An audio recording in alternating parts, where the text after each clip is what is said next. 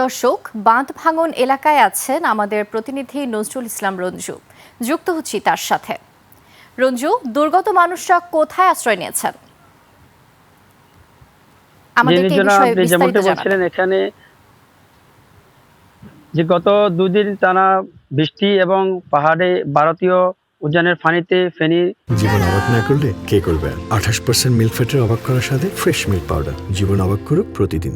সিলোনিয়া কহুয়া নদীর ২টি স্থানে বাঁধ ভেঙে যাওয়ায় এখানকার ফুলকাজির ৫টি গ্রাম প্লাবিত হয়েছে। এখানকার মানুষ গতকাল রাতে ফুলকাজি গার্লস স্কুলে আশ্রয় নিয়েছিল।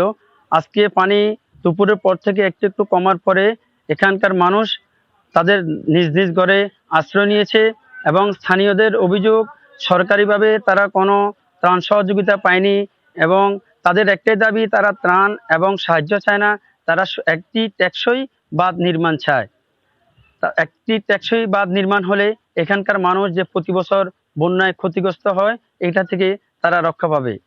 পানি উন্নয়ন বোর্ড আমাদেরকে জানিয়েছে তারা একটি মেগা প্রকল্পের জন্য দিয়েছে ৭,৪৩১ কোটি টাকা। এই প্রকল্পটি যদি অনুমোদন হয় তাহলে এই ফেনীর ফুলকাজির সিলোনিয়া মুহুরী নদী ও কহুমা নদীর যে বেড়িবাঁধ রয়েছে এই টেকসই বাঁধটি নির্মাণ করা যাবে। এই টেকসই বাঁধটি নির্মাণ করা হলে এখানকার মানুষ এই প্রতি বছর যে বন্যায় ক্ষতি হয় তাদের ঘর বাড়ি, মাছের ঘের, তাদের জমি, ফসলি জমি, এগুলি থেকে তারা রক্ষা পাবে। এ ছিল ফেনীর ফুলকাজি থেকে বন্যার সর্বশেষ পরিস্থিতি।